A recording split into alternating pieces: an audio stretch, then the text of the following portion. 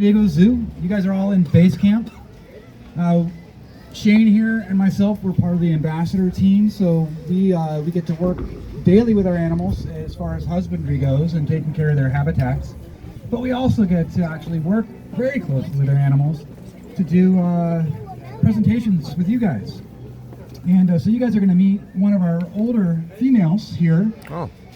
You guys are all going to know what she is the moment you see her. You might not know exactly what specific species she is, but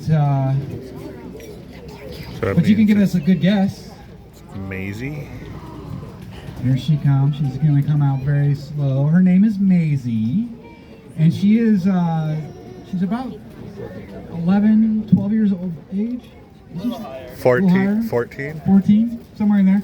So in the wild, that would actually be a very elderly porcupine. But the cool thing about here on grounds with our excellent vet staff and our care, most of our wildlife can actually have a very healthy, extended lifespan. So it's really awesome.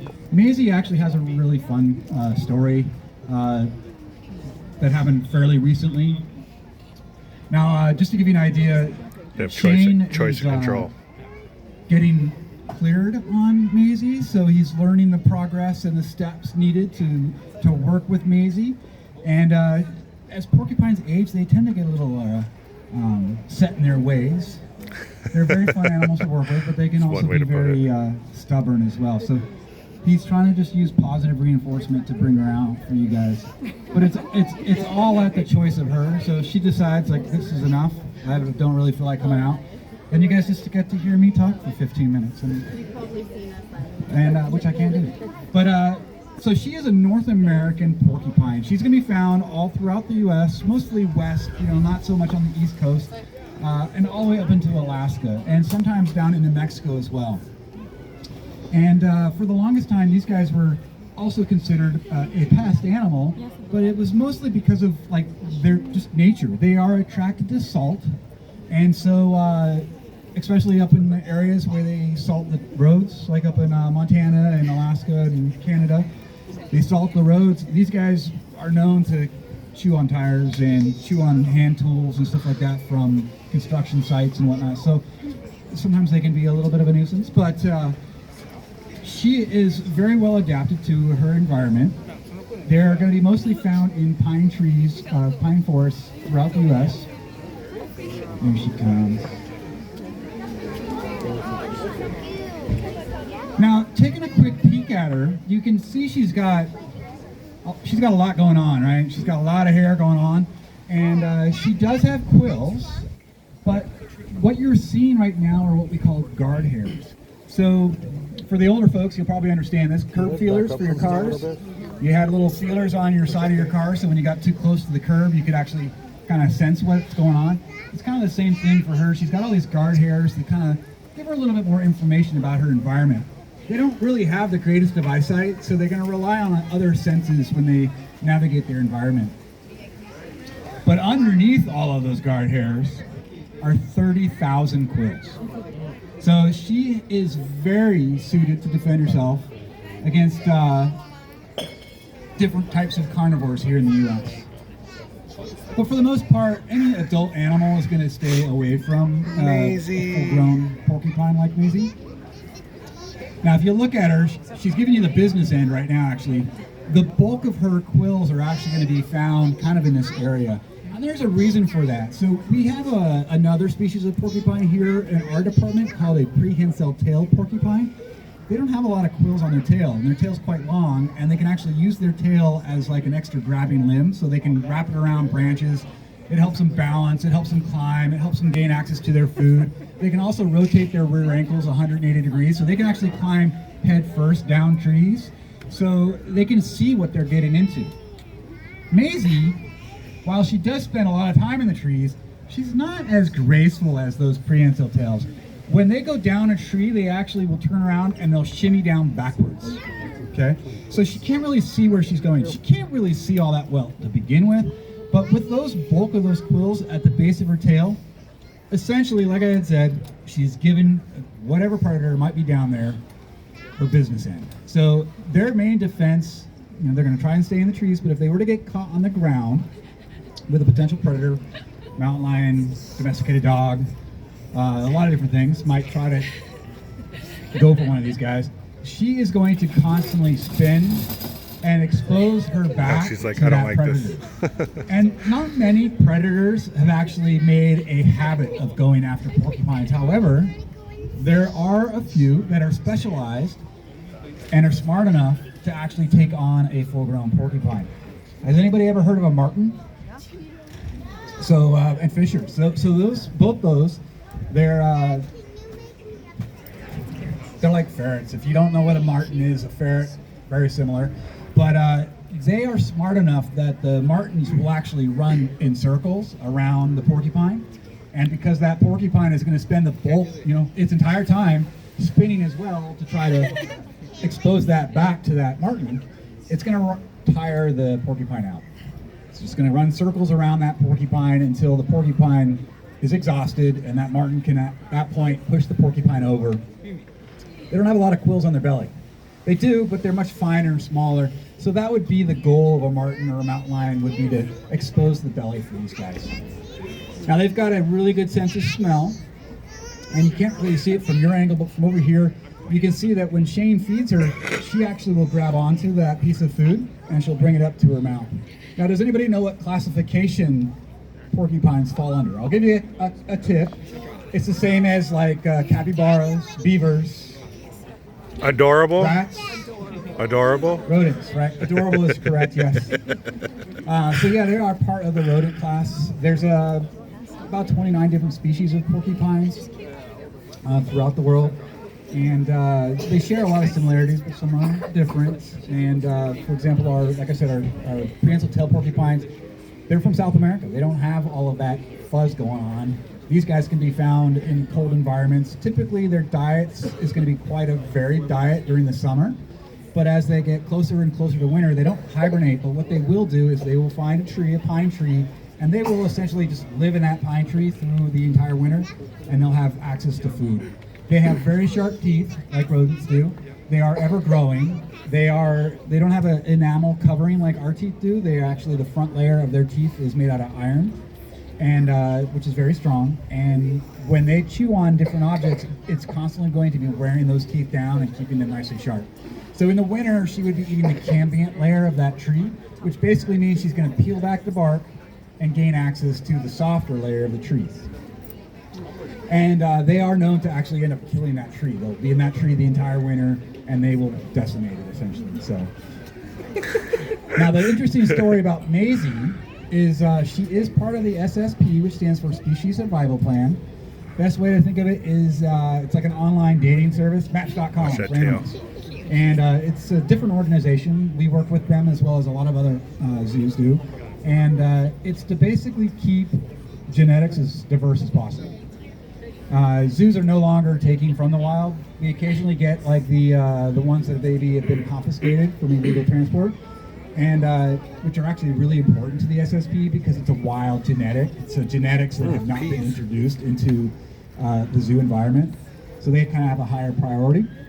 But she is part of that program. We got Jasper from another location, a male, and at first we actually put Jasper with our other female, Maple. And there was a huge size difference. Maple was just very small. She wasn't really too welcoming to Jasper. How do porcupines mate? It's very carefully. It's pretty much by choice. The female actually does have to present herself and whatnot. And Jasper and Maisie were a much better pairing. And gestation period is around 200 days. And when the wildlife care staff here, when we knew she was going into labor, we were watching her, monitoring very closely, and at some point in time, we knew there was a problem. There was an issue. And so we took her up to the vet, which is right up the hill over here, and one of our amazing doctors performed the very first C-section ever to be done on a North American porcupine. So they sedated her, they opened her up, and what happened was, a real is, are they born with quills? Kind of depends on the species, but North Americans, they are born with quills. Once that embryonic sac breaks and the quills are exposed to oxygen and other elements, those quills will start to harden. And the problem was with Maisie during the embryonic sac, the quills were already starting to harden while the baby was still inside mom. Now, out in the wild, that would have been a death sentence. Would never have survived anything like that. As a matter of fact, when they opened her up and took the baby out, both Dr. Garrett, mom, everybody was stuck with quills. But she's doing quite well now. It's very cool. So nobody told Dr. Garrett that it was the first time ever. So not to get him nervous or anything, but he did an awesome job. And now Dakota, the offspring, is maybe a year and a half, 2 years old. He actually does presentations over at the Wegeforth Bowl. Sometimes you'll see him at 2 o'clock. So really, really cool success story for Maisie. But now she's out of that program, and she just comes out and she hangs out and does presentations for you guys. Now, I've been talking for a while. Does anybody have any questions about North American porcupines, about what Shane and I do how did we get here, or does anybody have any questions? Such a large group. What's your question? How much does she weigh? How much does she weigh? She is probably like twice the size of Maple. There's quite a big difference. I think she is roughly, or if I put it in pounds, I think she's roughly around 12 to 14 pounds. Is it higher than that? What is it? She is 8.7 kilos. Oh, so that's supposed to be like 17-ish, 18 pounds. Yeah, she's quite a bit bigger than Maple. Does Jasper live here, or did he No, just went stop back. by? He did his job, and he went back home. Alrighty. He was a big fellow. What's your question?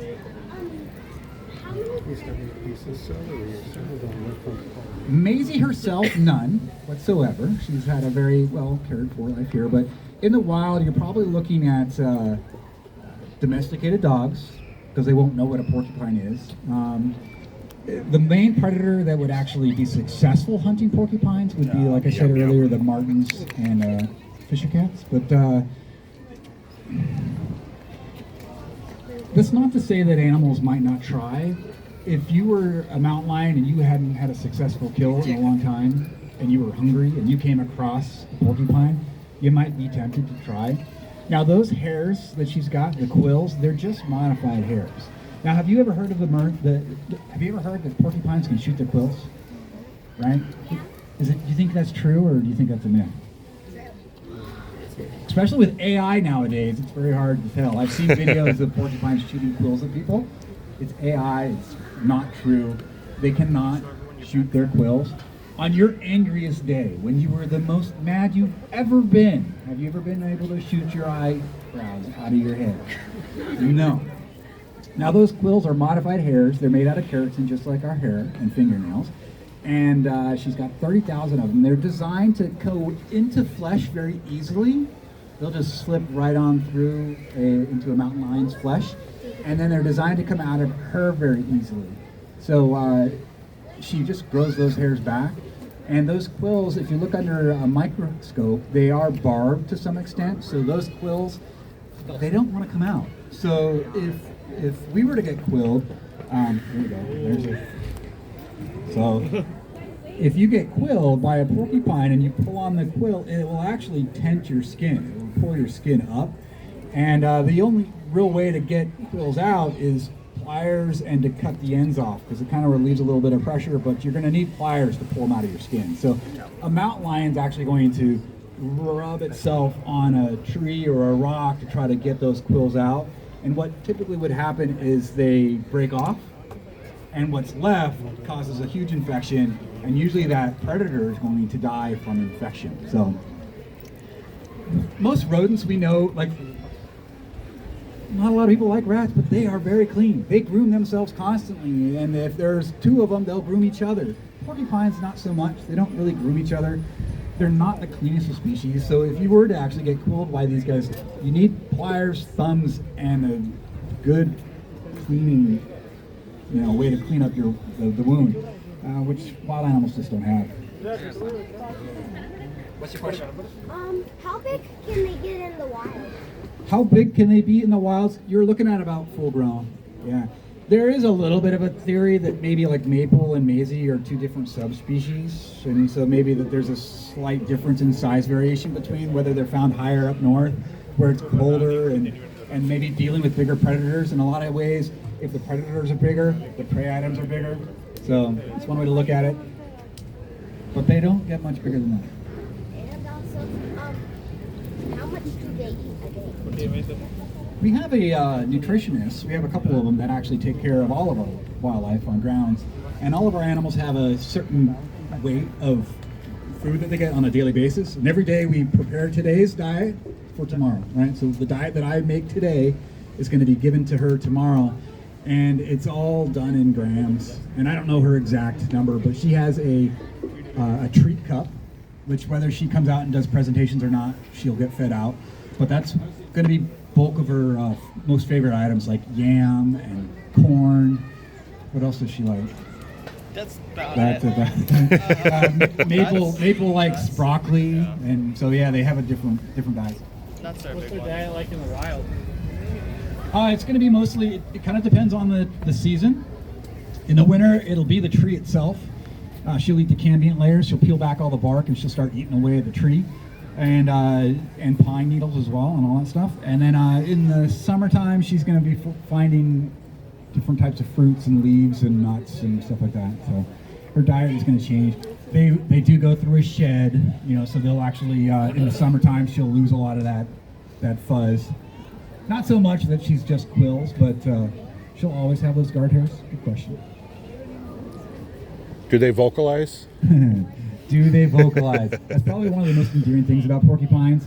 She currently right now is living with our other female maple, and they tolerate each other at best. They don't really hang out too much. It's not like they're cuddling each other at night. They kind of stick to themselves, and they do, they talk a lot. So yeah, we make a lot of vocalization, especially the North Americans. I saw a question here. How fast do their quills grow back? How fast do the quills grow back? Well, she's got 30,000 of them, so yes, she's probably going to lose anywhere between 10 to a few hundred if she were to get swatted by a mountain lion or anything like that. She still has 29,000 left, so probably it's very similar to, no one's testing it. I didn't count how many she had last night and count how many she has today, so that would be a long job. But quick enough to keep up.